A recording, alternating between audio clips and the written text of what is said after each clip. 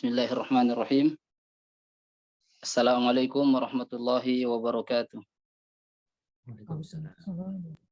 Alhamdulillahirabbil alamin.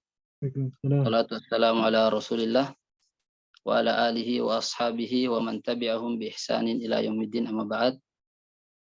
Alhamdulillah, kita memuji Allah Subhanahu wa taala atas segala karunia nikmat yang Allah Subhanahu wa taala berikan kita semua. Salawat serta salam kita senantiasa kirimkan untuk baginda Rasulullah Sallallahu Alaihi Wasallam, yang mana beliaulah suri tauladan kita, beliaulah yang telah banyak mengingatkan kita bagaimana agar rumah tangga, komunikasi kita dengan keluarga kita untuk betul-betul diperbaiki, untuk betul-betul diperhatikan, dan bagaimana Rasulullah Sallallahu Alaihi Wasallam sebagai contoh terbaik, teladan terbaik dalam semua aspek, khususnya sebagai kepala rumah tangga, khususnya sebagai ayah dari anak-anak beliau. Kita tidak berlama-lama. Pertama-tama kami ucapkan kepada seluruh peserta Daurah Sakinah, pilar-pilar ketahanan keluarga, atas kehadirannya, syukron wa jazakumullah khairan. Dan kami ucapkan juga kepada Ustazuna Al-Ustadz Kiai Haji Ridwan Hamidi hafizahullah ta'ala, yang telah bersedia membersamai kita semuanya kurang lebih 1 jam insyaallah, di luar dari tanya jawab. Untuk acara pertama kita akan mendengarkan pembacaan ayat suci Al-Quran yang insyaallah akan dibacakan oleh salah satu ikhwah kita dari mahasiswa Madinah, kepada Al-Akh atau Al-Ustadz Ibrahim Ubaid. Fal fursa mutaha, waktu dan tempat kami persilahkan. Falyatafaddal mashkuran wa ma'juran.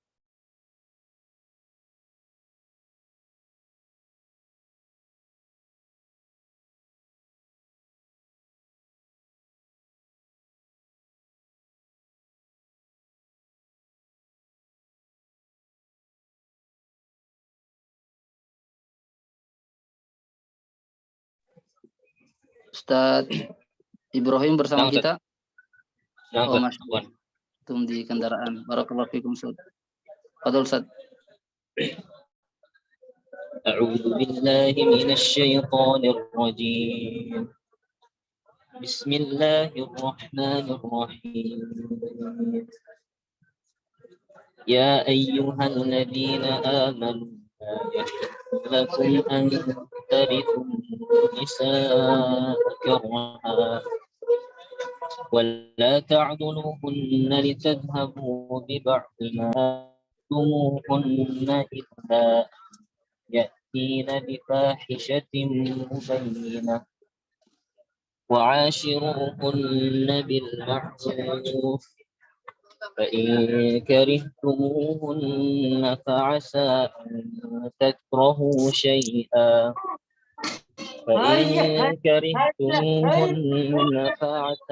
أن تكرهوا شيئا ويجعل الله فيه خيرا كثيرا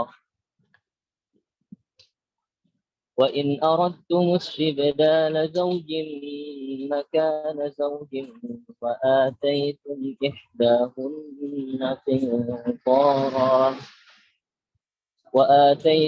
إحداهن قنطارا فلا تأخذوا منه شيئا أتأخذونه بهتانا وإثما مبينا وكيف تأخذونه وقد أفضى أفضى بعضكم إلى بعض وأخذن منكم ميثاقا غليظا. اللهم ارحمنا بالقرآن. Assalamualaikum warahmatullahi wabarakatuh. Waalaikumsalam warahmatullahi wabarakatuh. Kami ucapkan demikianlah tadi pembacaan ayat suci Al-Quran yang dibacakan oleh saudara kita, Ustadz Ibrahim Ubaidillah. Kami ucapkan syukron wa jazakumullah khairan. Semoga menjadi pemberat timbangan amal kebaikan beliau dan tentunya untuk kita semuanya. Yauma la yanfa'u malu wala banun illa man atallaha biqalbin salim. Wa nas'alullaha an yaj'alana mimman yastami'una al-qaul fayattabi'una ahsanah. Para ikhwah dan atau para asatizah beserta keluarganya yang dimuliakan oleh Allah Subhanahu wa taala, sebelum kita beranjak ke acara selanjutnya, kembali kami mengingatkan bahwasanya acara kita ini dihadiri juga oleh ummahat atau para keluarga dari ikhwah yang bergabung.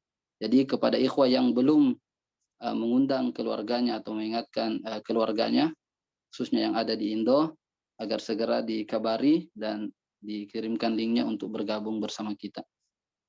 Thayyib, acara selanjutnya yaitu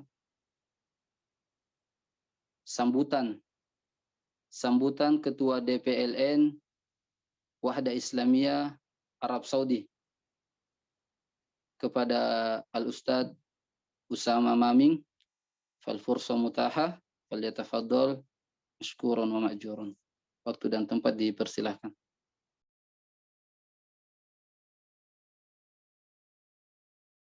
Bismillahirrahmanirrahim. Assalamualaikum warahmatullahi wabarakatuh. Alhamdulillah rabbil alamin wassalatu wassalamu ala asyrafil anbiya'i wal mursalin nabiyina Muhammadin wa ala alihi wa ashabihi wa man tabi'ahum bi ihsanin ila yaumiddin, amma ba'd. Yang kami hormati Ustadz kita, Ustadz Ridwan Hamidi, Ustadz Kiai Haji Ridwan Hamidi LC, MPI MA, hafizahullah taala.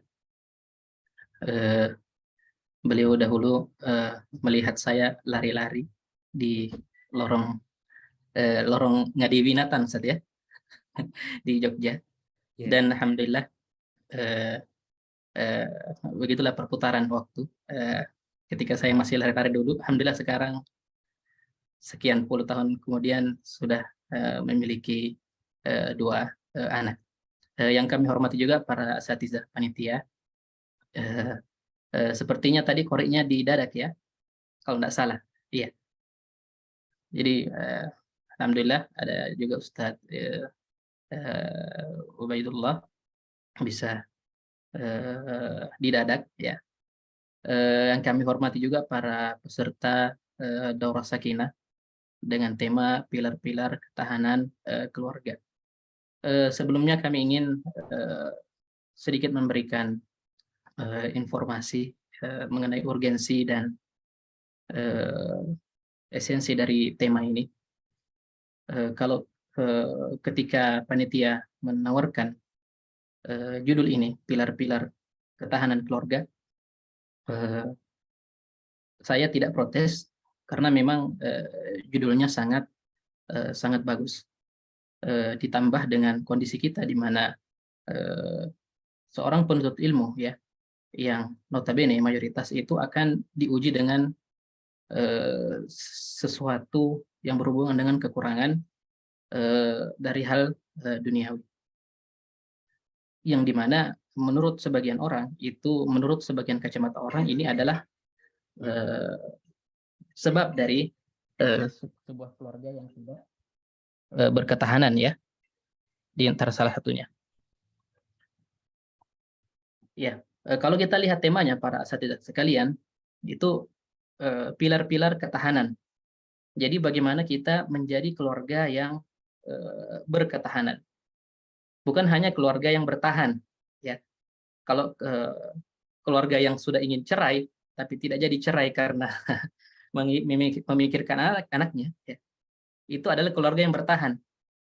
Kita tidak mau yang seperti itu. Kita ingin bagaimana menjadi keluarga yang berketahanan dengan memasang pilar-pilar ya yang insya Allah akan dijelaskan oleh Ustadz kita tadi.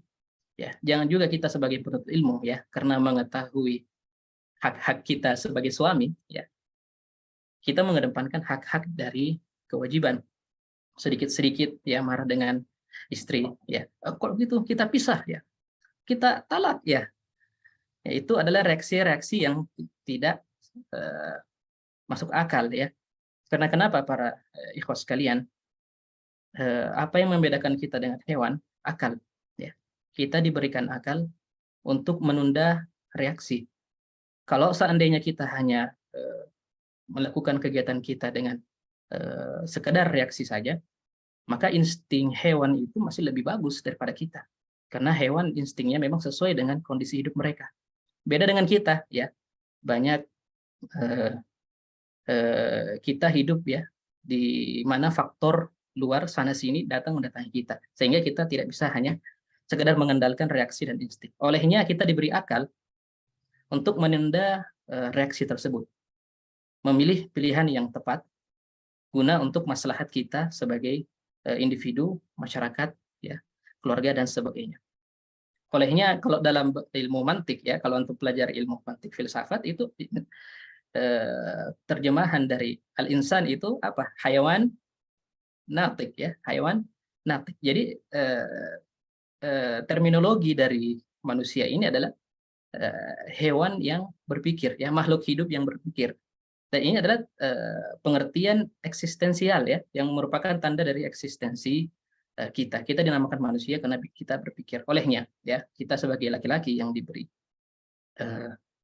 sedikit menggunakan logika di banyak hidup kita, kita bisa menerapkan pola akal seperti itu di dalam keluarga kita. Ya, minimal kita menunda reaksi ya dan memikirkan apa yang dapat membuat keluarga kita berketahanan di kemudian hari.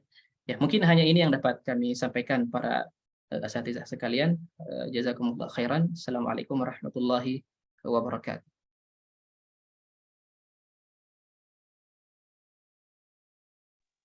Waalaikumsalam warahmatullahi wabarakatuh. Kami demikianlah tadi sambutan dari Ketua DPLN Wahda Islamiyah Arab Saudi. Kami ucapkan kepada Al-Ustadz syukron wa jazakumullahu khairan. Sebelum kita masuk kepada acara inti, beberapa hari yang lalu Ana membaca postingan salah seorang ikhwah kita di sini. Beliau mengatakan bahwasanya ada seorang suami menulis di kontak istrinya yang mungkin beda daripada yang lain ya. Kalau istilah kata anti mainstream ya. Biasanya mungkin kalau kita tulis dengan cinta atau sayangku dan lain-lain. Orang ini menulis di kontak HP-nya nama istrinya, wasiat Rasulullah Sallallahu Alaihi Wasallam. Nah, jadi nama kontak istrinya itu wasiat Rasulullah Sallallahu Alaihi Wasallam. Tujuannya ya dijelaskan di situ. Ketika dia hendak marah, entah ya atau mungkin ditelepon, disuruh pulang, kemudian ya dia hendak marah, dia melihat nama kontak istrinya. Oh, saya tidak bisa marah ini. Ini wasiat Rasulullah Sallallahu Alaihi Wasallam. Ya, kalau ada ikhwah yang mau coba silahkan. Tetapi tentunya masing-masing kita punya pandangan, kita punya karakter yang berbeda, bagaimana menangani itu, dan tentunya orang tersebut juga yang menulis nama tersebut wasiat Rasulullah Sallallahu Alaihi Wasallam.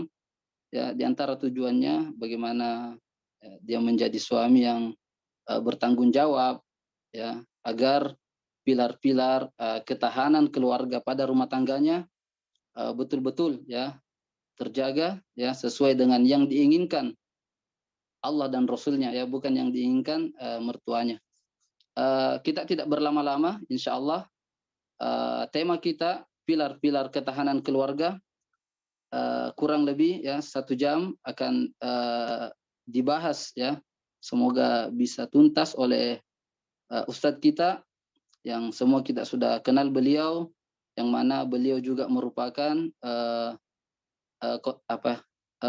konselor ya, atau konselor keluarga sekaligus Ketua DPP Wahda Islamiyah bidang ketahanan keluarga. Kepada Al-Ustadz Kiai Haji Ridwan Hamidi LC MPI MA, kami persilahkan dengan hormat. Tafadhol Ustadzana.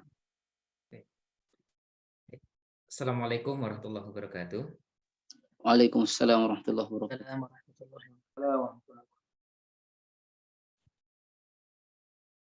Innal hamdalillah nahmaduhu wa nasta'inuhu wa nastaghfiruh wa na'udzu billahi min syururi anfusina wa min sayyiati a'malina. May yahdihillahu fala mudhillalah wa may yudlil fala hadiyalah. Wa asyhadu an la ilaha illallah wahdahu la syarikalah wa asyhadu anna Muhammadan abduhu wa rasuluh. Allahumma shalli wa sallim ala nabiyyina Muhammad wa ala alihi wa sahbihi ajmain, amma ba'd. Asatidzah dan ustadzah sekalian, hafizakumullah. Sama Maming yang saya hormati, kemudian ada Ustaz Muhammad Ridwan, Ustaz Fajar, Ustaz, ya mohon maaf ini tidak bisa kami sapa satu persatu. Sebuah kehormatan bagi Anda untuk bisa hadir di tengah-tengah antum semua, meskipun hadir di ruang virtual Zoom seperti ini. Kalau biasanya di kajian offline kita menyapa dengan hadirin hadirat ya. Kalau di sini zoomiyin, zoomiyat ya. Karena yang ada di Zoom baik ikhwah maupun akhwat ya. Jadi zoomiyin, zoomiyat sekalian, hafizakumullah. Anda nggak tahu di kelas dikenal istilah begitu nggak ya? Ada istilah zoomiyin, zoomiyat nih. Atau cuma di Indonesia nih? Ya. Tema yang akan kita coba kaji bersama ini adalah tema yang kalau di materi atau mawad Daurah Sakinah, di mawad Daurah Sakinah 1 ada tema yang intinya hampir sama dengan ini, yaitu ada bahasan tentang visi misi keluarga. Maka Anda akan coba untuk bahas tema ini dengan mengangkat ngebahasan kita ini dalam beberapa subbahasan. Dan mudah-mudahan ini bisa menjadi bekal bagi kita semua, bagi ustadz-ustadzah sekalian, untuk bisa jadi seperti judulnya ya, pilar-pilar ketahanan keluarga, karena kita ingin rumah tangga ini dibangun di atas fondasi yang kokoh. Anda ingat sekali sekitar 23 tahun yang lalu Syekh Khalid As-Sabat itu berkunjung ke Indonesia. Anda lupa 23 atau 22 tahun yang lalu. Lalu beliau mengisi di salah satu khutbah nikah. Beliau membacakan ayat afaman assasa bunyanahu ala taqwa minallah. Nah, ini disampaikan di ayat yang baru Anda bacakan, di tema yang berhubungan dengan keluarga. Afwan, sebelum lanjut, suaranya terdengar kecil ya. Bentar. Oh iya, baik. Coba. Dari awal tadi memang kecil atau hanya barusan yang kecil ya? Alhamdulillah sudah lebih besar. Oh ya, tapi memang suaranya pelan ya? Iya, kadang kecil, kadang kecil banget. Oh gitu ya. Sebentar, coba. Mohon izin.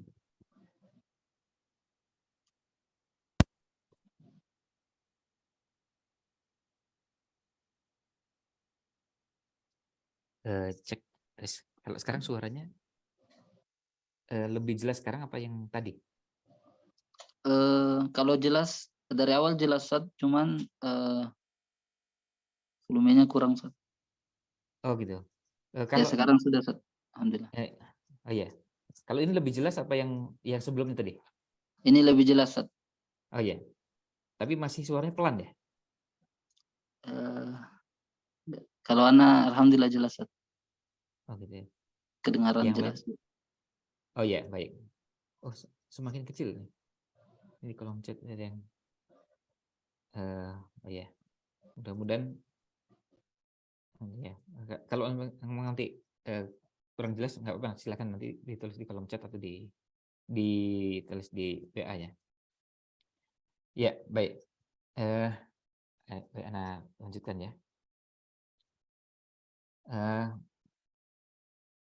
Pilar-pilar ketahanan keluarga ini kalau kita lihat dari beberapa nos yang ada, seperti tadi misalnya ayat yang Anda sebutkan, itu menunjukkan kepada kita bahwa rumah tangga itu diilustrasikan dengan berbagai bentuk.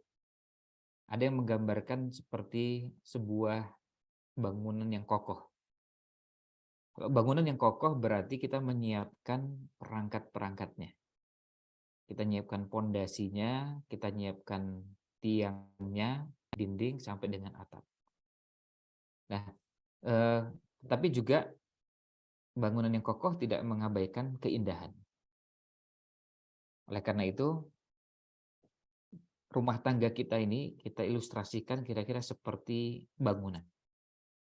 Kalau seorang arsitek membangun bangunan, biasanya menyiapkan hal-hal yang diperlukan, dan biasanya gambaran rumah tangga, kalau itu diilustrasikan sebagai bangunan, gambarannya sudah jelas sejak awal. Jadi gambarannya sudah terbayang di benak akan seperti apa gambaran bangunan tersebut. Padahal lahannya masih kosong. Nah, kira-kira rumah tangga kita ini akan seperti apa? Itulah nanti akan kita juga singgung di bahasan visi misinya. Nah, kita akan mulai terlebih dahulu dengan ungkapan dalam buku, nanti Anda bisa cari bukunya, ada versi PDF-nya dengan judul Al-Baitul Muslimul Qudwah. Dalam buku tersebut disampaikan bahwa rumah tangga, usroh itu, di dalamnya ada 3 unsur. Yang pertama nizam ilahi atau manhaj rabbani. Kalau di buku yang lain, sebagian membahasakannya dengan manhaj rabbani. Lalu yang kedua hadyun nabawi. Dan yang ketiga suluk insani. Jadi ada 3 unsur dalam tatanan keluarga. Nah, 3 ini penting untuk kita pahami karena begini. Kadang-kadang bisa jadi kita punya kesamaan pemahaman tentang nizam ilahi. Ketika kita bertemu dengan ayat, misalnya tadi yang dibacakan, atau ayat yang lain yang sering dibacakan dalam akad nikah. Wa min ayatihi an khalaqalakum min anfusikum azwajal litaskunu ilaiha. Sampai akhir ayat. Ketika disebutkan min anfusikum, semua sepakat bahwa dari jenis kalian, maksudnya dari jenis manusia. Dan kemudian berpasangan itu artinya laki dengan perempuan.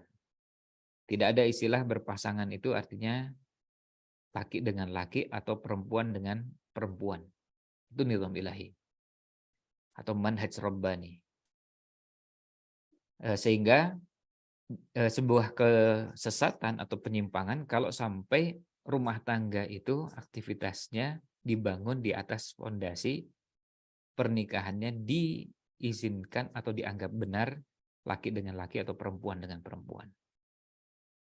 Nah, kemudian sementara hadyun nabawinya masuk di dalamnya adalah hal-hal yang lebih teknis. Beberapa contoh atau praktek yang bersifat praktis dalam kehidupan sehari-hari. Nabi SAW pernah mandi bareng bersama istrinya. Kita bisa dapatkan hadisnya dari Aisyah radhiyallahu anha. Baik itu kalau kita belajar Umdatul Ahkam, hadisnya ada di Umdatul Ahkam, dan juga kitab-kitab hadis yang lain. Nah, kemudian Nabi SAW juga ketika berada di rumah biasa membantu pekerjaan keluarganya. Nah, pemahaman nomor 1 dan nomor 2 ini, ketika kita masuk pada yang ketiga, suluk insani, kita dapati kadang-kadang persoalannya adalah adanya perbedaan perilaku. Suluk ini ada yang dipengaruhi oleh latar belakang daerah. Ada yang dipengaruhi oleh latar belakang keluarga, laki dan perempuan yang berasal dari suku yang berbeda, adat istiadat yang berbeda, sehingga pada saat proses berumah tangga perlu ada penyesuaian-penyesuaian. Nah, disinilah pentingnya suluk insani itu dipahami bersama. Kadang-kadang tidak harus orang yang berasal dari daerah yang berbeda. Orang yang berasal dari daerah yang sama, tetapi punya latar belakang keluarga yang berbeda, kebiasaan yang berbeda, bisa berpengaruh pada caranya menjalani aktivitas kehidupan. Misalnya begini, kalau seandainya ada di antara kita yang bapak ibunya guru, itu sangat mungkin pagi-pagi jam 6, paling lambat mungkin jam 6:15 sudah berangkat, dua-duanya. Dan kalau aktivitas di rumah diselesaikan sebelum itu, dan ketika urusan sarapan bisa jadi masing-masing sarapan sendiri-sendiri. Karena apa? Masing-masing dengan kesibukannya. Berbeda dengan rumah tangga kedua yang berangkat dari keluarga suaminya misalnya pejabat, karyawan, atau pegawai yang berangkat pagi pulang sore, sementara istrinya sebagai ibu rumah tangga. Apa perbedaannya? Pada perilakunya. Pada yang kedua, bisa jadi sang istri menyiapkan kebutuhan sang suami. Menyiapkan sarapan, menyiapkan sepatu, kaos kaki, dan perlengkapan yang akan digunakan untuk berangkat ke kantor.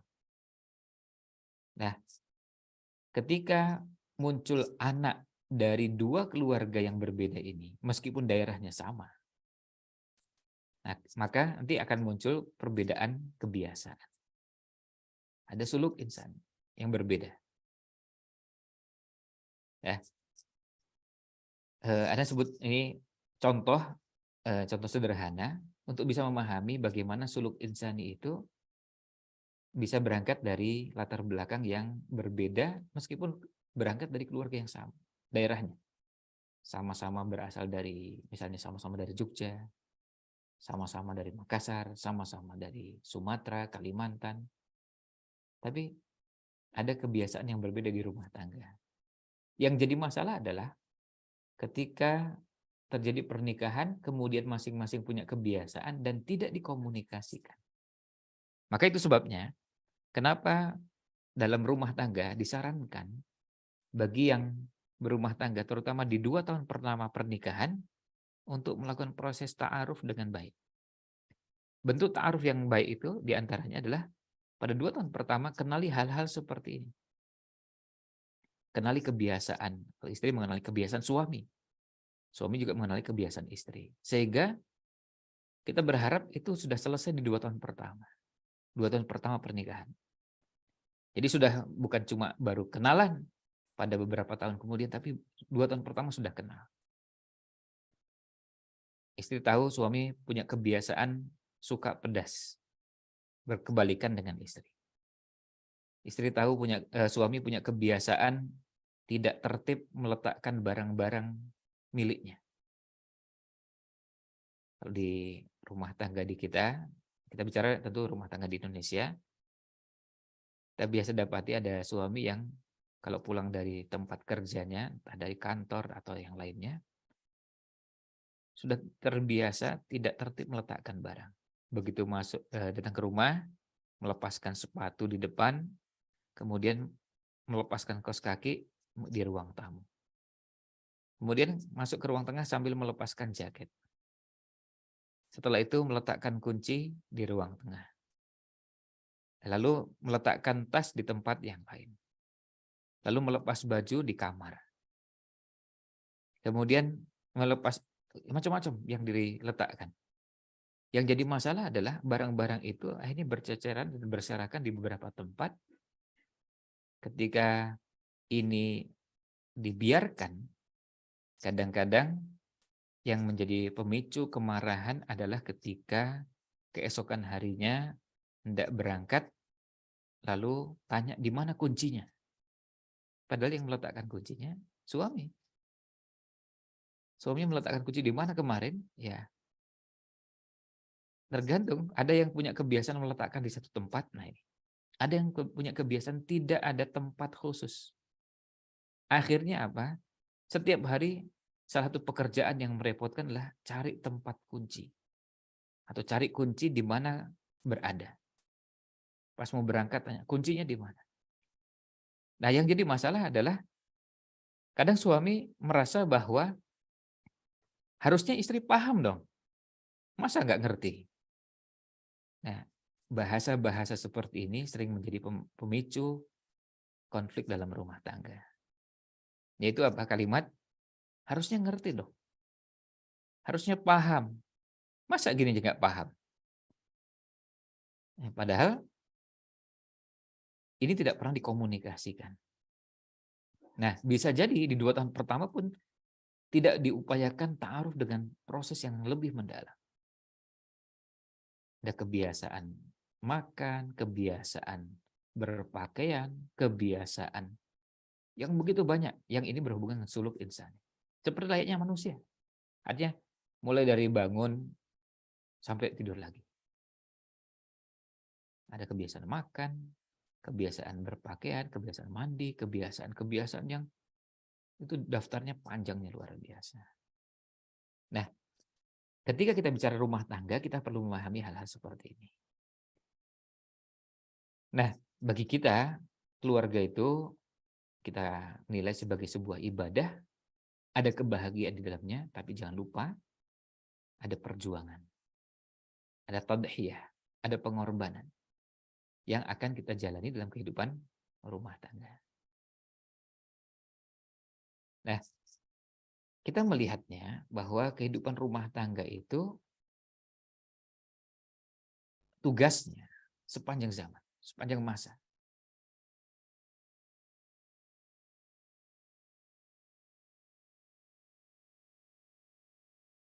Seterusnya, dan kita berorientasi bahwa kita akan kembali bersama-sama di surga.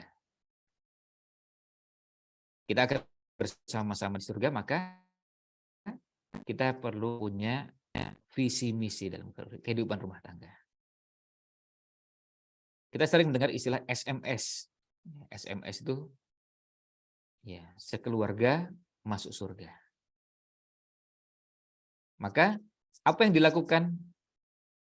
Yang dijaga adalah ketahanan rumah tangga. Kestabilan rumah tangga. Stabil itu artinya, atau tahan itu artinya ketika bicara tentang ketahanan rumah tangga, ada namanya kelentingan.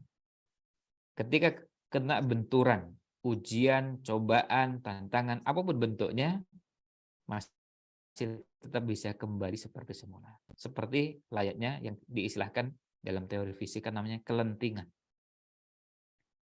Kelentingan itu artinya ketika kita kadang-kadang dalam kondisi tertentu mendapatkan tekanan yang berat, dorongan yang agak kuat ke kanan, maka pada waktu tertentu memang betul bergeser ke kanan sedikit, setelah itu bisa kembali lagi ke tengah. Kadang-kadang terdorong ke kiri, setelah itu kembali lagi ke tengah. Kadang-kadang terdesak ke belakang, setelah itu kembali lagi. Nah, itu yang dinamakan dengan ketahanan keluarga. Jadi jangan dibayangkan bahwa rumah tangga yang dinamakan rumah tangga yang sakinah, mawaddah, rahmah, itu tidak ada konflik dalam rumah tangga. Bayangkan orang yang sangat mulia, yang sangat kita cintai, yaitu Nabi Muhammad SAW pun merasakan dan mengalami dalam rumah tangganya ada yang marah. Entah yang marah Nabi SAW atau yang marah istrinya, tapi itu pernah terjadi. Termasuk ketika cemburu. Itu sesuatu yang bisa terjadi dalam kehidupan rumah tangga. Ya, maka itu tidak menghilangkan sisi suluk insaninya. Oleh karena itu, bagaimana kita memahami atau memaknai ketahanan keluarga? Ya, ketahanan keluarga adalah ketika keluarga dapat menjalankan fungsi-fungsinya serta bisa survive menghadapi tantangan dan ujian. Jadi artinya semuanya tetap bisa berjalan dengan tantangan yang begitu besar, dan apalagi kalau sudah semakin berat, semakin tinggi, kalau istilahnya terbang. Ya. Kalau kita terbang semakin tinggi, maka tentu tantangannya tidak seperti ketika terbangnya rendah. Ujian dan cobaan juga pasti berbeda-beda. Ya. Pasti berbeda-beda antara satu orang dengan yang lainnya. Sama-sama kuliah, sama-sama sudah berumah tangga, kita yakin pasti bentuk-bentuk ujian dan cobaannya ada bagian-bagian yang sama dan ada bagian yang berbeda. Tapi yang penting bagaimana kita menjalaninya. Nah, kemudian kita punya konsep bahwa rumah itu, rumah di mana kita berada, kemudian rumah tangga itu yang mengisi rumah itu, ada fungsi 3M. Ya, ada fungsi 3M yang kita coba wujudkan dalam kehidupan rumah tangga kita. Apa itu 3M-nya? Yang pertama, ma'wah. Rumah sebagai ma'wah itu artinya rumah tangga, keluarga sebagai ma'wah artinya bukan cuma sekadar jadi tempat berteduh ketika panas atau tempat berteduh ketika hujan, cuaca dingin yang ekstrim, panas yang ekstrim, lalu kita kembali ke rumah, bukan cuma itu. Itu fisik, tetapi ada yang non fisik.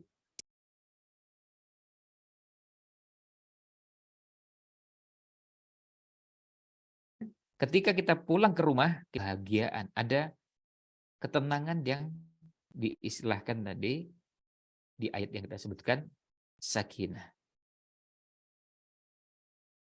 Meskipun kita pergi jauh, bahkan kita membandingkan rumah kita dengan rumah yang ditempati atau dikunjungi di mana kita berada sementara dalam kunjungan misalnya, kita merasakan tempat lain lebih bagus. Tapi tetap rumah di mana kita berkumpul dengan keluarga jauh lebih memberikan ketenangan dan kedamaian. Maka setiap kita punya tanggung jawab bagaimana menciptakan rumah itu menjadi ma'wah. Semua merasa nyaman berada di rumah. Semua merasa senang berada di rumah. Semua merasa nyaman, senang, bahagia, bisa berkumpul dengan anggota keluarga di rumah. Jangan sampai rumah itu menjadi sesuatu yang membosankan atau menakutkan, menjengkelkan, bahkan naudzubillah sampai menimbulkan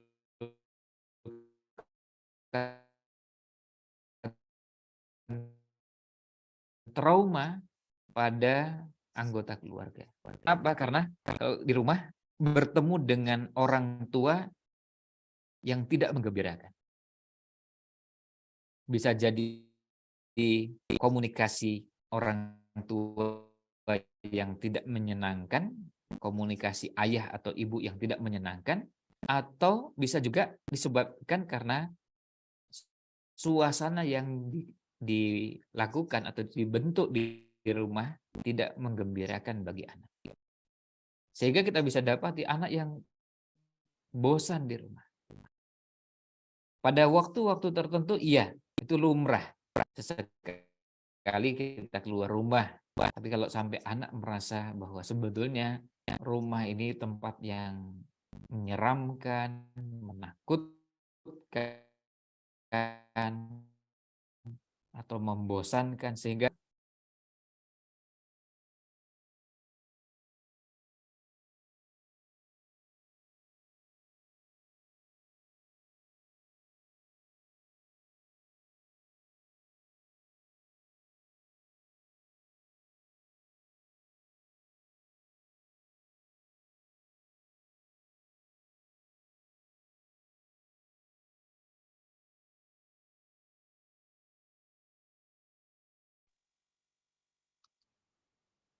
Assalamualaikum. Suara Ustadz kedengaran ya?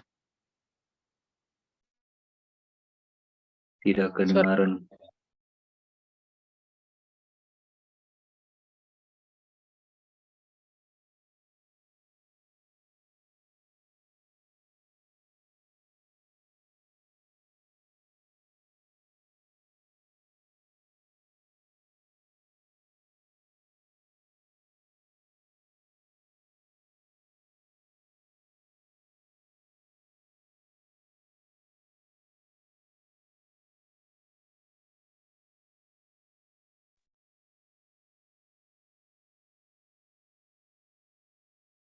Assalamualaikum Ustadz. sudah terdengar kembali dengan jelas. Alhamdulillah Ustadz. Ya. Cuman kembali lagi suaranya kecil Ustadz. Oh, kembali suaranya kecil ya? Nah sekarang sudah besar Ustadz. Alhamdulillah. Apa ya? Ya. Nah, jadi ini 3M. M yang pertama, kita ciptakan rumah itu sebagai tempat di mana kita merasa betah di dalamnya. Kita merasa betah berlama-lama. Merasa bahwa ketika kita bersama dengan anggota keluarga di rumah, suasana yang terbangun adalah suasana kehangatan, suasana kelembutan, suasana yang kalau pengantin baru biasanya merasakan ada getaran-getaran. Sehingga ini yang perlu kita jaga untuk waktu yang sangat panjang. Karena ketika kita berumah tangga, bukan hanya untuk aktivitas yang durasinya sebentar. Bukan hanya sesaat, bukan hanya sehari, 2 hari, seminggu, 2 minggu, bahkan bukan untuk setahun, 2 tahun. Itu sebabnya nanti akan kita sampaikan di belakang bahwa untuk mewujudkan itu, di antara yang kita perlukan adalah ilmu.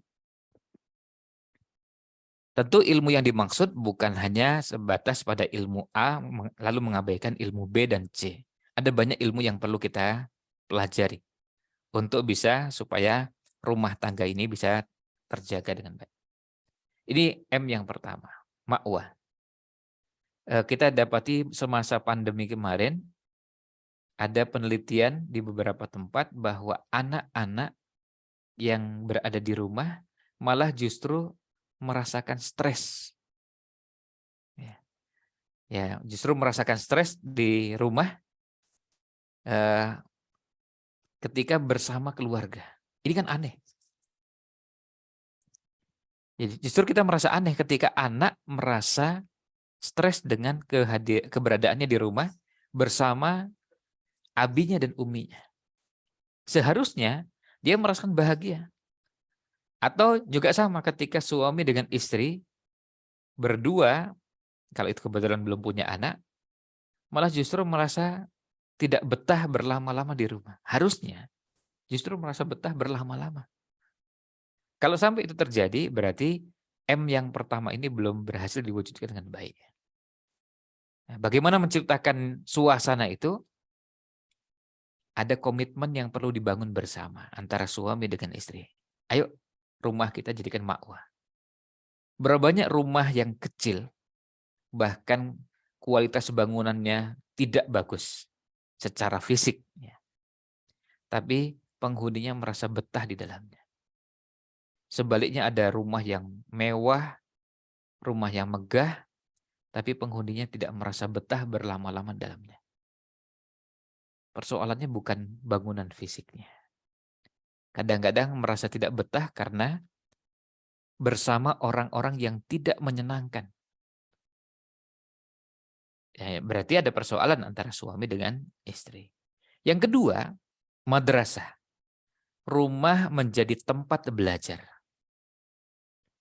Rumah menjadi tempat belajar itu artinya kita menjadikan rumah itu tempat kita saling berbagi, bisa mengajar, bisa belajar, dan belajar dengan semua maknanya. Tentu tidak boleh dibatasi dengan hanya aktivitas mengajar seperti dibayangkan kalau di sekolah. Ya. Kalau di sekolah ada aktivitas, ada guru, ada murid, lalu ada buku, ada papan tulis, ada meja, kursi, dan seterusnya. Tidak harus seperti itu. Kita bisa belajar dan mari kita ciptakan semua bagian kehidupan rumah tangga itu jadi kesempatan untuk belajar. Baik yang belajar suami maupun yang belajar istri. Termasuk, jangan lupa, anak-anak juga berikan kesempatan mereka bisa belajar di rumah. Sekali lagi belajar dengan semua maknanya. Artinya bisa jadi belajar tahsin pada abinya atau uminya, kemudian belajar tahfidz, belajar hadis, belajar macam-macam. Tapi kita ingin dimaknai dengan makna yang seutuh-utuhnya, seluas-luasnya. Misalnya, anak belajar bahasa. Kapan kita mengajarkan bahasa kepada anak? Anak belajar iman. Bagaimana kita memaknai iman untuk diajarkan kepada anak-anak? Pada usia-usia tertentu, anak ditanamkan keimanan. Tapi gimana caranya menanamkan iman? Dan materi-materinya atau bentuk-bentuknya seperti apa iman? Nah, kita bisa lihat dalam kehidupan sehari-hari. Bagaimana memaknainya dan menjalankannya. Nah, oleh karena itu, ini menjadi pekerjaan kita semua.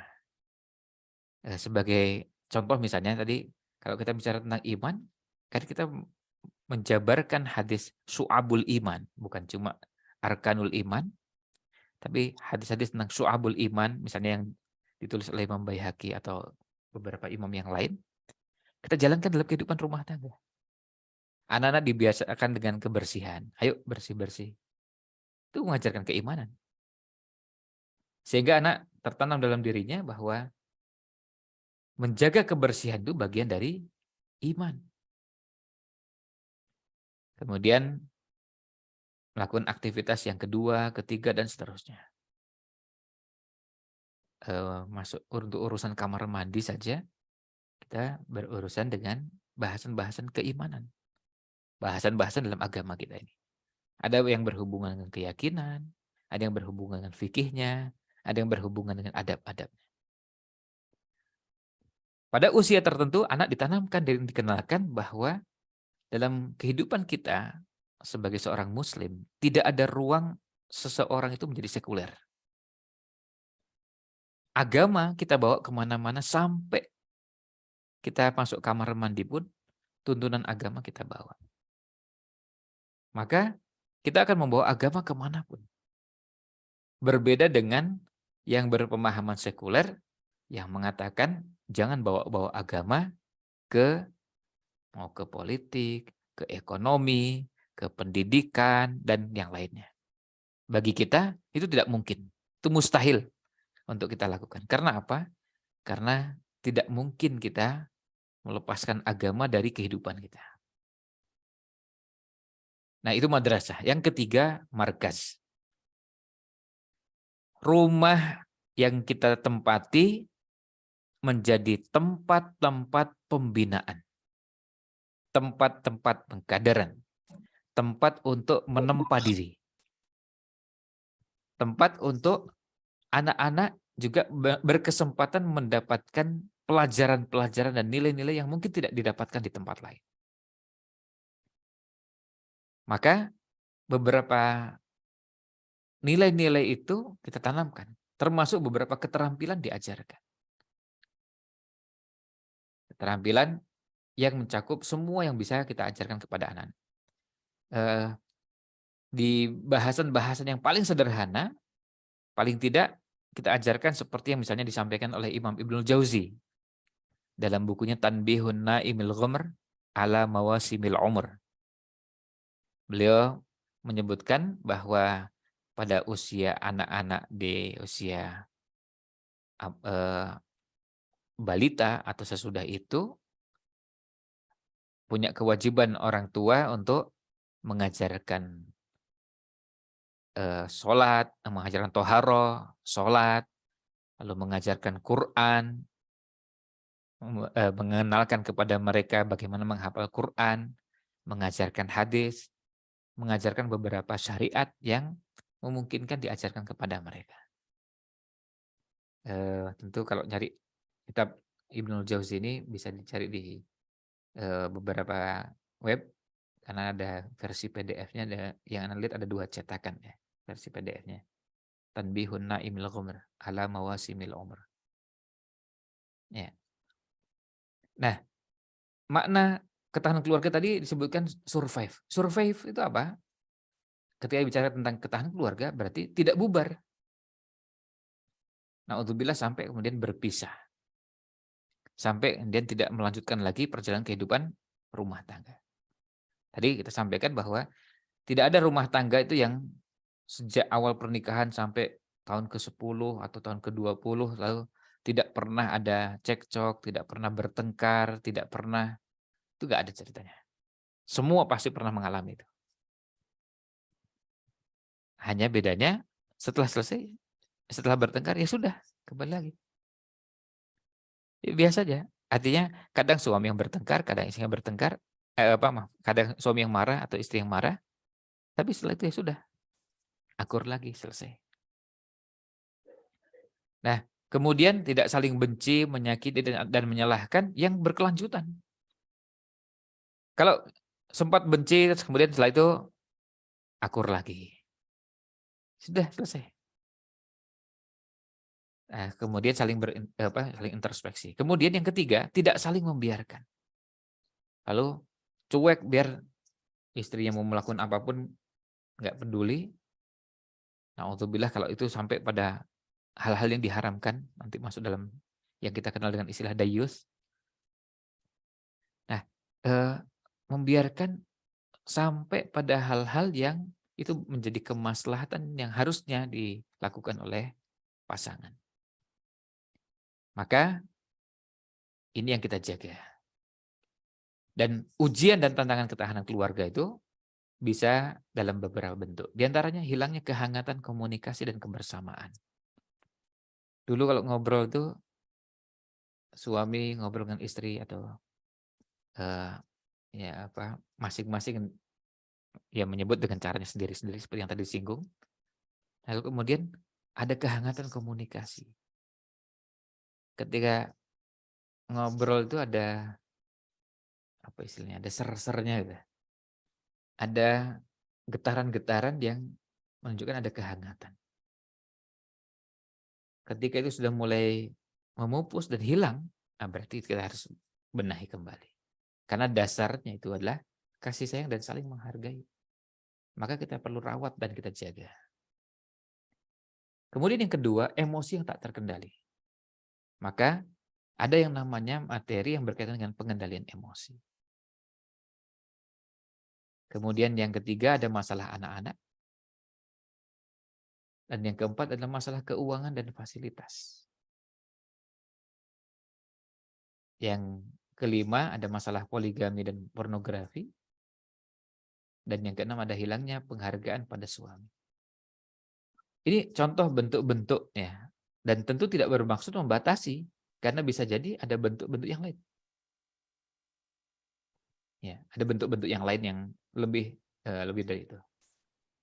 Nah, lalu kemudian bagaimana pilar utama keluarga sakinah? Ini bisa diwujudkan dengan yang pertama adalah iman dan amal soleh. Ini pondasi utamanya. Ini mohon maaf, Anda persingkat penjelasannya. Ini kita bisa lihat ayatnya. Walladzi anzalas sakinata fi qulubil mu'minina liyazdadu imanan ma'a imanihim. Dan di situ kita lihat yang menurunkan sakinah. Ini berarti Allah SWT. Kemudian Di mana tempat ketenangan, tempat sakinah itu fi qulubil mu'minin. Qulub, di hati. Nah, kemudian hatinya siapa? Hatinya orang beriman. Berarti di situ ada modal utamanya adalah iman untuk bisa mewujudkan rumah tangga yang punya sakinah. Kalau ingin sakinah, maka modal keimanan kita tingkatkan. Oleh karena itu, semua aktivitas yang bisa menambah keimanan, kita lakukan. Karena itu bisa menambah sakinah. Nah, ini yang pertama. Yang kedua, pemahaman tentang ilmu syar'i dengan makna yang utuh, makna yang luas. Baik itu akidah, fikih, akhlak, kemudian penjabarannya didapatkan dari sirah nabawiyah atau tarikh. Ini akan membantu kita untuk memahami bagaimana kehidupan rumah tangga. Ketika kita menyebut Rabbana atina fid dunya hasanah, fid dunya hasanah itu apa? Yang dimaksud adalah ilmu dan ibadah. Wa fil akhirati hasanah. Ini tafsiran Hasan untuk menafsirkan fid dunya hasanah. Sementara wa fil akhirati hasanah masuk surga. Dan ada beberapa tafsiran-tafsiran yang semakna dengan ini. Nah, itu yang kedua. Yang ketiga adalah memiliki sayap kebahagiaan. Sayap kebahagiaan itu apa? Sayap kebahagiaan itu adalah sabar dan syukur. Dalam kehidupan rumah tangga, kita melihat pasangan kita, ada yang kita syukuri dan ada yang kita sikapi dengan sabar. Karena apa? Ada kelebihan dan kekurangan. Sudah pasti pasangan kita ini tidak sempurna. Sama seperti kita juga tidak sempurna. Ada kekurangan, ada kelemahan, ada macam-macam. Itulah kenyataan yang ada dan kita tidak bisa hindari. Oleh karena itu, apa yang bisa kita lakukan? Ya, yang kita bisa lakukan adalah menjalankan dua sayap ini. Kadang kita mendapati ada hal-hal yang kurang menyenangkan dari pasangan, ya kita bersabar. Kadang-kadang kita dapati ada hal-hal yang menggembirakan, ya kita syukuri. Dan dua-duanya kita jalani. Nah, ini bentuk syukurnya, meyakini bahwa semua nikmat itu datangnya dari Allah SWT. Kemudian nikmat yang ada membuat kita menjadi lebih semangat dan lebih baik dalam beramal soleh, tapi juga dibarengi dengan qanaah, bahwa nikmat yang ada ini, apapun bentuknya, ya kita nikmati, kita jalani, kita merasa bahagia dengannya.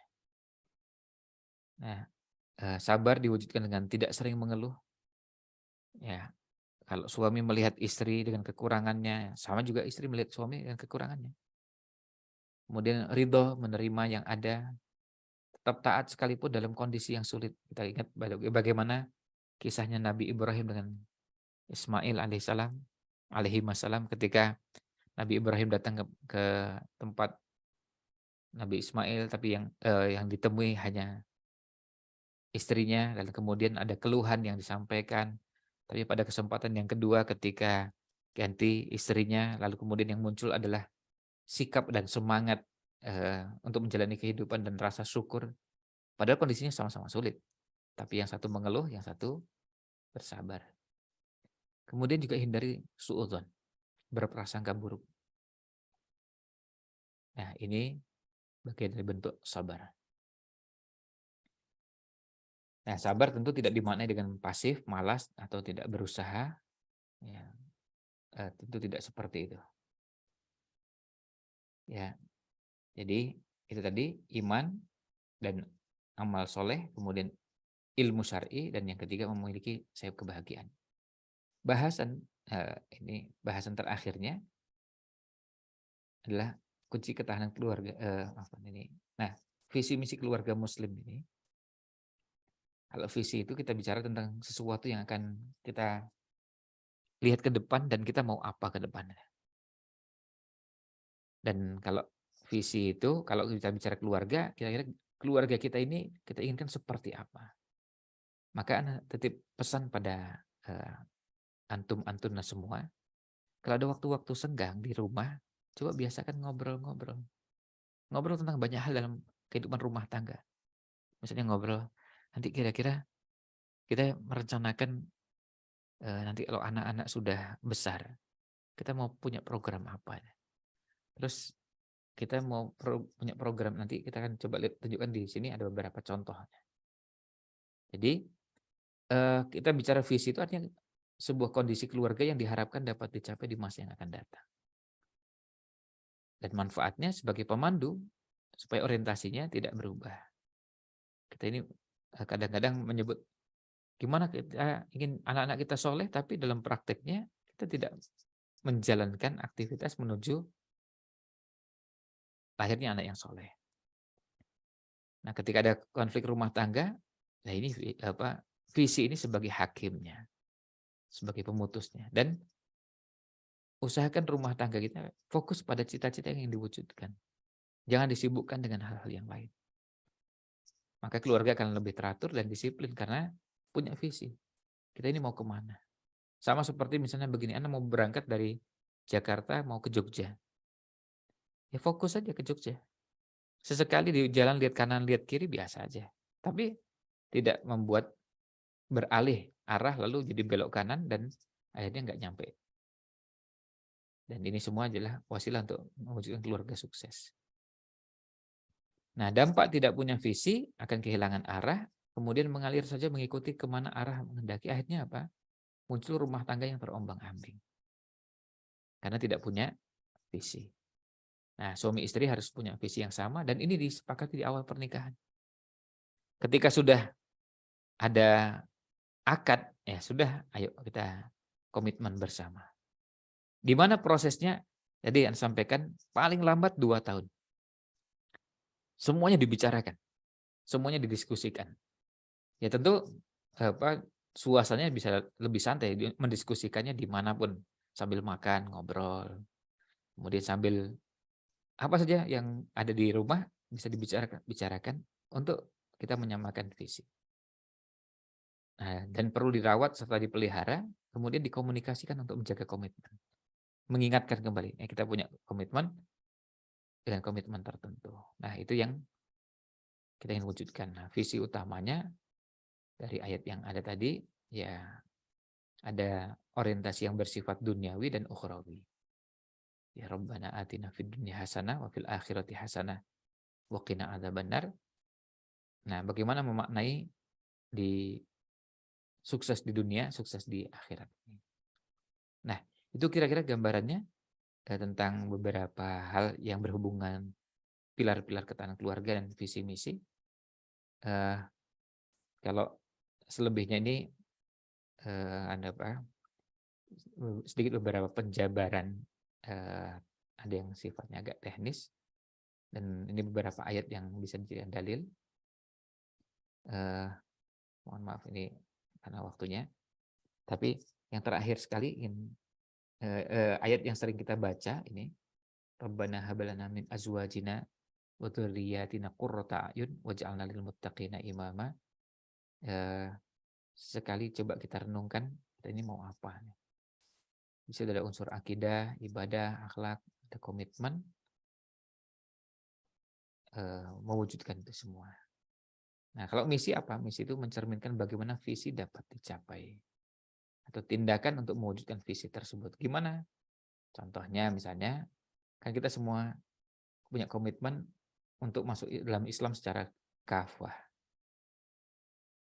Dan qu anfusakum wa ahlikum nara, kita jaga akidahnya, jaga apa yang masuk ke dalam perut masing-masing anggota keluarga, jaga dari dosa dan maksiat, itu bagian dari mewujudkan misi utama keluarga. Nah, maka kita juga ingin mewujudkan kesolehan, akidahnya lurus, ibadahnya benar, akhlaknya mulia, dan komitmen terhadap syariat secara kafah. Dan nanti masing-masing bisa membuat program utama keluarga. Di dalamnya ada tadi namanya taklim, tarbiyah, ada proses pembinaan karena rumah sebagai ma'wa, tapi juga sebagai madrasah dan markas. Yang kedua, memperbanyak amal soleh. Dan yang terakhir, berdakwah dan berjuang serta iltizam dengan jamaah. Nah, itulah yang kita ingin wujudkan dalam program utama keluarga. Demikian yang bisa kami bahas, dan mudah-mudahan ada manfaat yang bisa diraih. Mohon maaf jika kurang berkenan. Wallahu a'lam. Sallallahu alaihi wasallam ala Nabi Muhammad wa ala alihi wa sahbihi ajmain. Demikianlah tadi penyampaian materi Daurah Sakinah bagian 1 dengan tema pilar-pilar ketahanan keluarga. Kami ucapkan kepada Al-Ustaz syukron wa jazakumullahu khairan. Ja'ala dzalika fi mizani hasanatikum, dan semoga kita semua yang mendengarkan mendapatkan manfaat dan mengambil banyak faedah, dan yang paling utama bagaimana kita mengamalkan agar terwujud ya pilar-pilar ketahanan dalam keluarga kita, sehingga kita bisa bersama di dunia dan reuni di akhirat atau di surga Allah Subhanahu wa taala. Amin ya rabbal alamin. Para peserta daurah pilar-pilar ketahanan keluarga, kita masuk kepada sesi tanya jawab.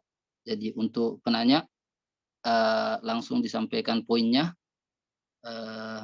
dan setiap penanya berhak untuk menanyakan satu pertanyaan saja kalau memang banyak yang mau bertanya. Karena kita memiliki waktu kurang lebih 10 menit. Ya, bersama kita ada Ustaz, saya baca namanya sesuai yang ini yang tertulis, Gani Asaduddin. Kepada Ustaz kami persilahkan. Assalamualaikum warahmatullahi wabarakatuh. Saya Gani Asaduddin. Ustaz, ingin bertanya, Ustaz.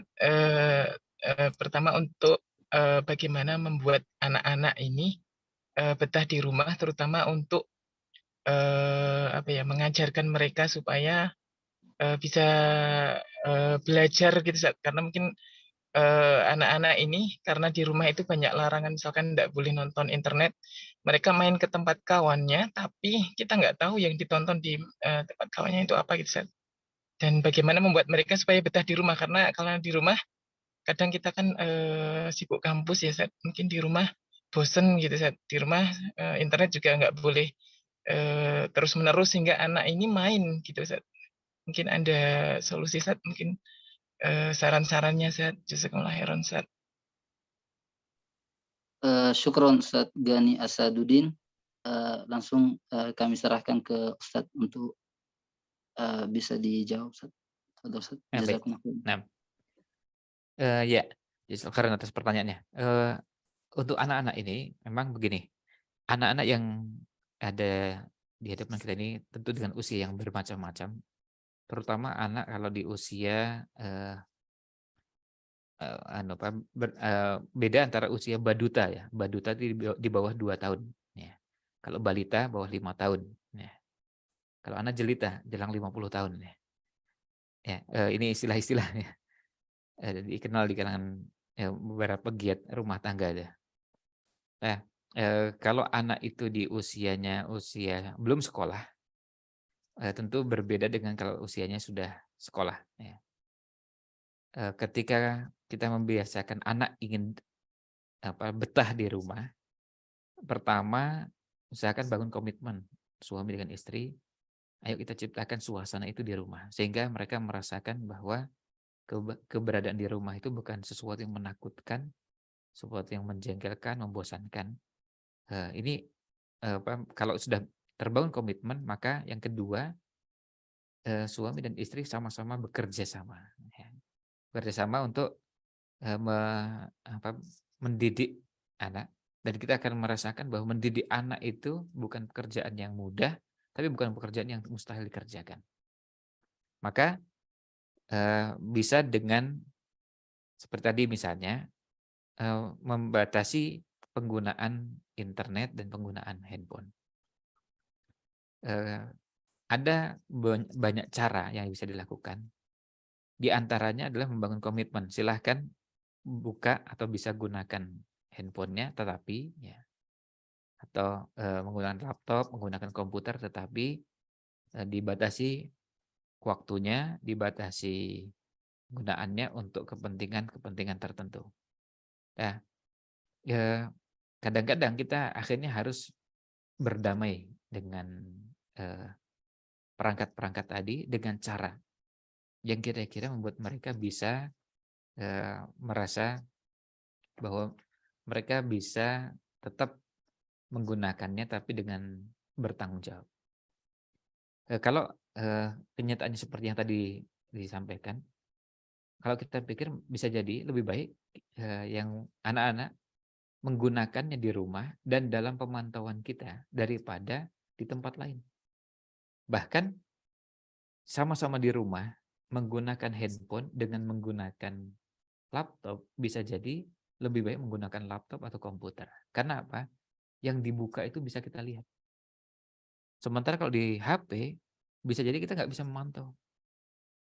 Terlihat di layar yang besar, di komputer, di laptop, ketika dia membuka sesuatu kita bisa melihat meskipun posisinya agak sedikit jauh. Jadi kita bisa memantau penggunaannya. Nah, lalu apa yang digunakan nanti sampai akhirnya ketika kita bimbing dia merasa dan mulai mengerti bahwa ini boleh, ini tidak boleh, ini baik, tidak baik. Termasuk ketika melihat sesuatu yang tidak baik, perlu juga kadang-kadang kita memberikan penjelasan kenapa ini tidak digunakan. Kenapa ini sebaiknya jangan ditonton. Ini ada penjelasan yang membantu dia memahami bukan karena ketakutan kepada kita, tapi dia memahami bahwa ini tidak boleh. Misalnya gini, anak dikenalkan dengan ada yang namanya game yang populer ya. Nah, lupa namanya itu. Ada beberapa game yang aktivitasnya di situ adalah berkelahi atau menggunakan senjata. Nah, lalu kita coba jelaskan main game seperti ini itu bisa menghilangkan empati anak. Bisa menghilangkan empati anak, akhirnya apa? Akhirnya kalau ketemu orang itu karena yang ada di gamenya ya begitu. Pokoknya orang yang ada di depannya tebas. Orang yang ada di depannya sikat, tembak, bom. Pokoknya isinya menghabisi semua. Nah, akhirnya kan hilang kepekaannya. Nah, yang seperti itu tentu berbeda dengan kalau gamenya dalam bentuk bentuknya bentuk yang mengasah kepekaan atau mengasah ketelitian. Kita tahu ada beberapa game itu matematika, terus mengenal bangun, bentuk benda, segitiga, lingkaran, heksagonal dan seterusnya. Nah, yang begitu bisa jadi justru mengasah, dan kalau itu kita lihat di tes potensi akademik itu kepake pada yang begitu. Karena bisa jadi ada beberapa anak malah terlatih ketelitiannya dari hal-hal seperti itu. Nah, itu. Kemudian yang terakhir juga hindari penggunaan kekerasan baik fisik maupun verbal pada saat mengingatkan. Karena bisa jadi anak nggak tahu. Ya. Bisa jadi anak nggak tahu. Nggak tahu apa? Nggak tahu bahwa salahnya itu apa. Contohnya misalnya begini, anak mengucapkan kosakata yang tidak pantas diucapkan. Atau anak merespon dengan cara yang tidak dibenarkan. Tapi anak betul-betul nggak tahu. Adik nggak tahu kalau itu nggak boleh. Nggak tahu kalau itu nggak benar.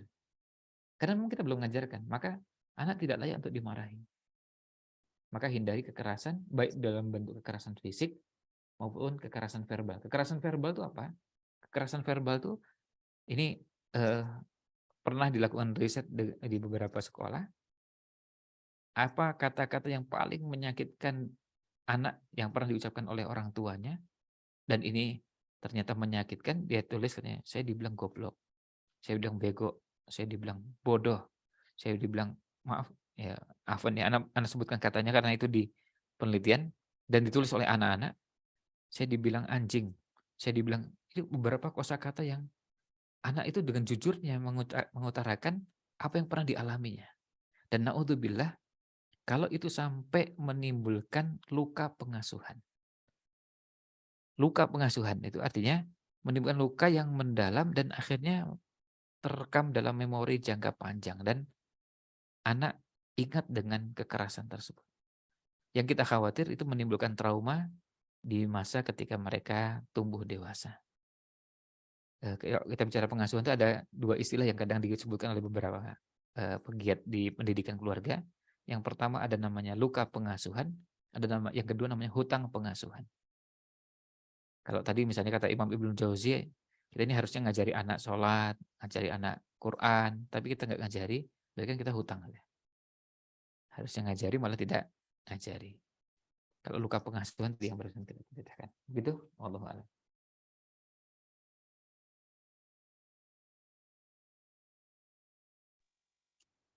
Syukron Ustaz wa jazakumullah khairan.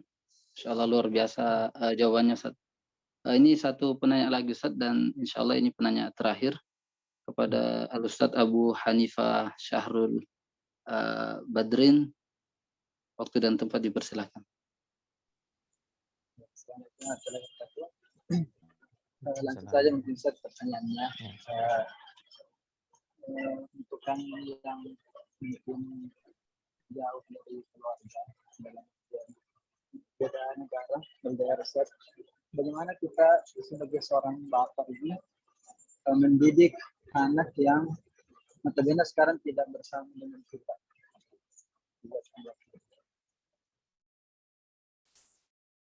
Ya, baik. Anda jawab ya. Anda jawab singkat karena waktunya. Pertama, kehadiran kita yang jarang, yang sangat minim, ini perlu disikapi dengan beberapa hal. Pertama, kita usahakan jangan sampai lepas atau jangan sampai berhenti doa-doa kita. Kita yang berada, apalagi kalau kita berada di tempat-tempat mustajab, di tempat-tempat yang sangat baik, kita mendoakan anak-anak kita doakan pada saat antum umroh, pada saat berada di depan Ka'bah dan seterusnya. Nah, kemudian yang kedua, bangun kerjasama dengan istri untuk bagaimana menciptakan suasana untuk bisa tetap berkomunikasi dengan anak-anak, agar mereka juga merasa bahwa abinya punya perhatian. Kalau sekarang tentu lu udah sangat terbantu dengan kehadiran, misalnya bisa berkomunikasi lewat video call ya. Kalau dulu kami di tahun 93, 94 sampai 98 ya, Ustadz Yusron ketika mau nelpon keluarganya ya yang ada cuma telepon biasa, telepon rumah, jadi nggak bisa lihat orangnya, hanya cuma dengar suaranya. Itu pun kalau dulu yang punya telepon rumah itu memang orang yang menengah ke atas ya. Maaf, kalau dari keluarga menengah ke bawah nggak punya telepon rumah, jadi telepon tetangga. Kadang kalau mau telepon tuh ya minta tolong ke tetangga, panggilkan ke sebelah ya. Nah, sekarang sudah lumayan terbantu dengan bisa melihat. Nah, sapaan-sapaan juga itu penting. Nah, untuk sapaan itu kerjasama dengan istri, bagusnya komunikasikan dengan istri apa saja yang sekarang ini dilakukan oleh anak. Dan itu perlu dikenali. Misalnya anak mulai membiasakan mengucapkan beberapa kosakata. Anak mulai biasa melakukan beberapa perilaku. Nah, termasuk juga kesukaan anak yang tidak disukai. Kadang-kadang melakukan beberapa kebiasaan yang harusnya dihindari. Nah, itu perlu dikenali oleh kita sebagai suami, sebagai ayah, dan itu berkomunikasi dan bekerja sama dengan istri. Kemudian pada saat nanti liburan, usahakan waktu bersama anak itu betul-betul bisa dioptimalkan pada saat kita memang berada di dekatnya. Banyak yang bisa dilakukan, diantaranya begini, yang paling sederhana, kalau anak pada usia di bawah 2 tahun, yang tadi anak istilahkan baduta ya, bawah 2 tahun. Antum kalau gendong anak, bagus kalau gendongnya itu posisi wajah anak itu di depan wajah antum. Karena anak melakukan scanning, mengenali wajah kita. Karena bisa jadi selama berbulan-bulan nggak pernah lihat wajah kita, tiba-tiba temu wajah yang baru, ini siapa ini? Kok tiba-tiba muncul di hadapannya? Ya, karena selama ini nggak pernah lihat. Ya. Nah, usahakan posisikan di dekat wajah. Termasuk pada saat kalau video call berarti usahakan wajah itu bisa betul-betul dikenali, dan kalau bahasa kita sekarang di zoom atau dibesarkan, atau bagaimana caranya biar wajah bisa dikenali dengan baik. Nah, sehingga anak bisa mengenali dan itu berkali-kali sampai akhirnya bisa kenal dengan baik. Wajah, kemudian raut wajah, suara, nah itu juga perlu. Nah kemudian pada saat anak berkomunikasi dengan kita pada usia-usia tertentu yang sudah bisa berkomunikasi, berikan perhatian penuh. Meskipun kita sebentar, tapi berikan perhatian penuh, anak merasa diperhatikan. Nah, diperhatikan itu sangat membesarkan hati mereka. Karena bisa jadi, terus terang ya, sebagian yang dekat dengan anak-anaknya, tapi perhatian kepada anak kurang. Perhatian itu artinya diberikan perhatian penuh cuma sebentar aja. Artinya direspon pada saat bicara, direspon, kemudian kadang-kadang sambil digendong, sambil diberikan apresiasi. Tapi anak merasa ada perhatian. Nah, perhatian itu memang perlu dilatih dan kita perlu kerjasama dengan baik. Nah, kemudian yang ketiga, antum biasakan banyak belajar berkomunikasi yang baik dengan anak. Antum bisa baca tesis yang di Ummul Qura, ada apa yang berkaitan dengan komunikasi orang tua, ya komunikasi orang tua dengan anak dalam Al-Quran. Dan itu bagusnya itu di bagian akhirnya watatbiqatuhu at-tarbawiyah. Dan bentuk operasionalnya dari sisi tarbiyah, dari sisi pembinaan. Nah, di situ ada 17 kelompok ayat, 14-nya komunikasi ayah dengan anak, 2-nya komunikasi ibu dengan anak, dan 1 komunikasi orang tua dengan anak. Artinya ayah itu banyak berkomunikasi. Nah, antum perlu banyak belajar, berlatih berkomunikasi. Terus terang, sebagian laki-laki itu sangat hemat berbicara, tentu maknanya negatif ini. Hemat berkomunikasi dengan anak. Kadang-kadang bahasa pertanyaannya bahasa yang ya kalau istilah sebagian orang tuh pertanyaannya default ya. Ya tanyanya gimana kabarnya? Sudah makan belum? Sudah mandi belum? Besok tanya lagi gimana kabarnya? Sudah makan belum? Ya kalau default jawabannya ya anak juga jawabnya copy paste aja. Ya karena memang pertanyaannya begitu. Kalau bisa pertanyaannya ada pertanyaan lain. Gimana kamu hari ini? Senang nggak? Nah pertanyaan senang, bahagia, ada pertanyaan-pertanyaan yang perlu diperkaya. Nah hal-hal seperti ini bisa sambil belajar supaya anak merasakan kerinduan untuk bisa mendengarkan pertanyaan-pertanyaan dari abinya. Begitu ada apa jawaban untuk pertanyaannya? Wallahu a'lam. Insyaallah. Syukran Ustaz wa jazakumullah khairan. Luar biasa Ustaz materi dari awal, kemudian lanjut dengan sesi tanya jawab. Kalau istilah kata Ustaz semuanya daging, alhamdulillah Ustaz. Jazakumullah khairan Ustaz. Semoga semua kita para peserta daurah sakinah, pilar-pilar ketahanan keluarga betul-betul ya mengambil banyak manfaat, dan alhamdulillah rekamannya juga sudah ada. Mungkin nanti kalau ada yang butuh ya silahkan hubungi panitia. Sekali lagi Ustaz, syukron wa jazakumullah khairan Ustaz atas waktunya, materinya dan ilmunya Ustaz. Kemudian kami ucapkan juga jazakumullah khairan kepada seluruh peserta yang telah meluangkan waktunya. Alhamdulillah tadi jumlah kita itu sampai di atas 90-an, 96 kalau saya tidak salah ingat. Kemudian ucapan terima kasih juga dan jazakumullah khairan kepada para panitia, khususnya dalam hal ini tim pelaksana, yaitu LP2KS, Dewan Pengurus Luar Negeri DPLN Wahda Islami Arab Saudi, yang bekerja sama dengan Muslimah Wahda MW Arab Saudi.